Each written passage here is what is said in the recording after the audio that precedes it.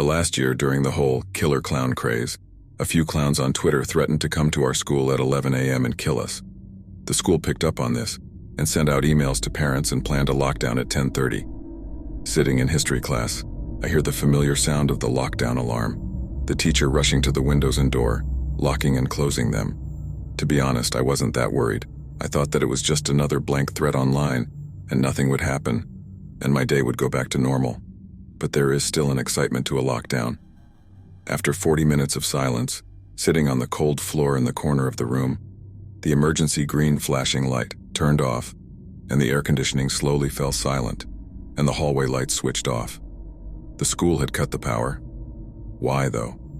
At this point, me and my classmates were staring at each other. We all knew that something real was going on.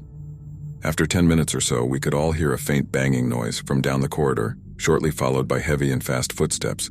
Someone was running down the hallway. They started banging on the lockers and screamed, "I'll kill you all, just die." At this point, a few girls started quietly crying. Then the most terrifying thing ever happened. One of the men, dressed as a clown, ran up to my class door, banging and screaming. Multiple people were crying now. One of my friends whispered to me, "We're all gonna die." I started crying too. The man swiftly moved away from our door, and his screams slowly faded down the corridor. After another 2 hours, the principal came on the loudspeaker, surprisingly explaining everything. He said that just after 11, 2 men walked into the school, one holding a kitchen knife and a camera. They ran around the school, threatening to kill students, and once police raided the school, only caught one. No one was hurt. The school got over 20 buses to take the younger kids home, and the kids 9th grade and over, like me, were told to walk home in groups and call the cops if we saw anything suspicious. I had a hard week at school, thinking that the second man would return with a gun or something, but nothing happened. This, nonetheless, will be scarred into my mind forever. The second one, as far as I know, has not yet been caught, but at this point, I feel like they are not looking for him, as it's been over a year, but the thought of him still planning an attack on the school has made me a lot more cautious when walking to school. Since then, the school has hired a few on-campus police officers and have installed some auto-locking features on doors and windows. When the lockdown alarm goes off, this had made me feel a little bit better in school, but this just isn't something that you can forget about. It stays around forever.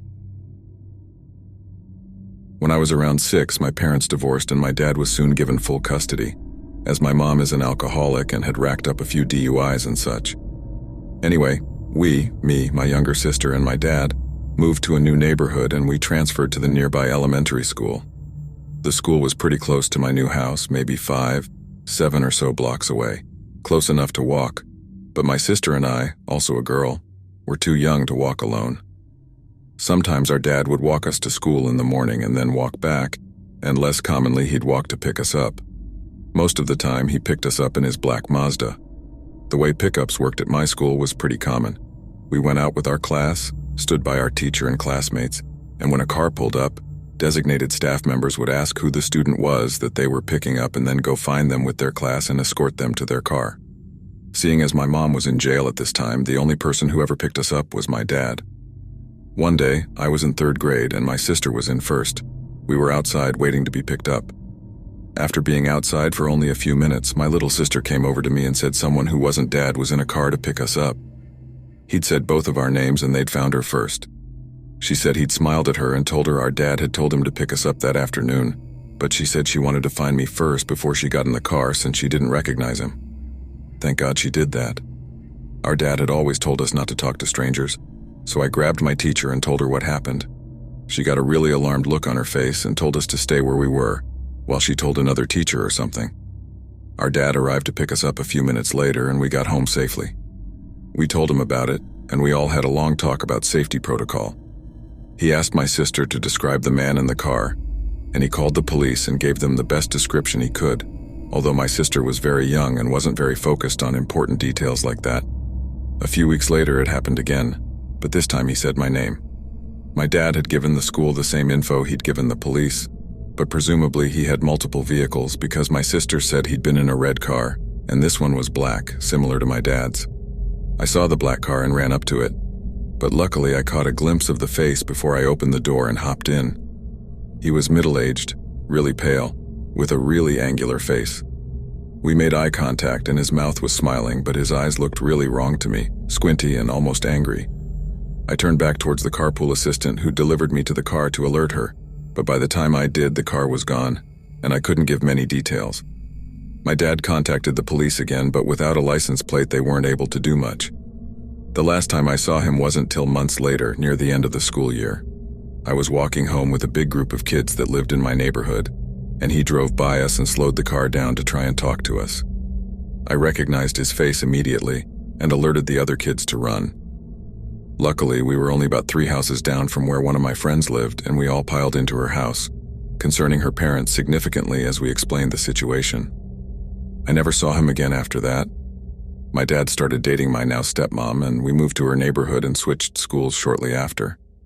I still think about him occasionally, though.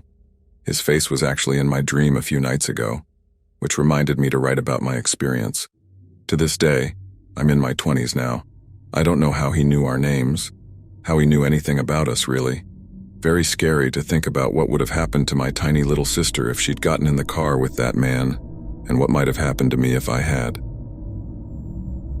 Firstly, just to clarify, me and my friend were doing night shifts for a production at school, setting up the stage, etc. for the production later in the month. There are 2 janitors helping us with the setting up, one of which went home for the night, both of which have a key to a closet, one of the usual school closets surrounded by rumors of have bodies of children hidden inside. It just has the security monitors and broomstick in. The security cameras are always turned off and are just for show. I needed the bathroom, so being a wooz, me and my friend went to the restrooms, heading past the closet door as we went. It was marginally open, something that is not ordinary, but we ignored it. We carried on thinking nothing of it. I greeted my friend as I came out the stall and noticed another not ordinary thing. The security camera outside the toilets was on. Being a veteran of the school, I knew it was something to do with the open closet. Maybe the janitor turned the cameras on. It was a night shift after all. It wasn't like them, though. We headed back to the hall to finish for the night, again passing the closet door as we went. We asked the janitor if he knew anything about the open door. He knew nothing about it. He said he would ask the other janitor in the morning. We finished for the night, leaving him to lock the closet and the gates we left from. The next day was pouring with rain. This time both janitors were there, agreeing that neither had used the closet in well over a week. My friend and I, being suspicious, did the same thing as we did the previous day and checked the door as we went down the hall toward the restrooms. This time the door was wide open. A wet umbrella hung dismally from the center chair, surrounded by 3 monitors, all turned on, controlling the security cameras. I sent my friend to tell the janitors. I stayed behind. I looked at the room a bit more. The window to the left of the chair was open. It was small, but just large enough to fit someone of small stature through it. After a while, the janitors came, saw the umbrella, and called the police after realizing that no one but them could enter the room. The umbrella did not belong to any of us. The police investigation told the school that someone did in fact use the window to get into the closet room, and most likely used the monitors to check who was in the building. The closet man was never caught.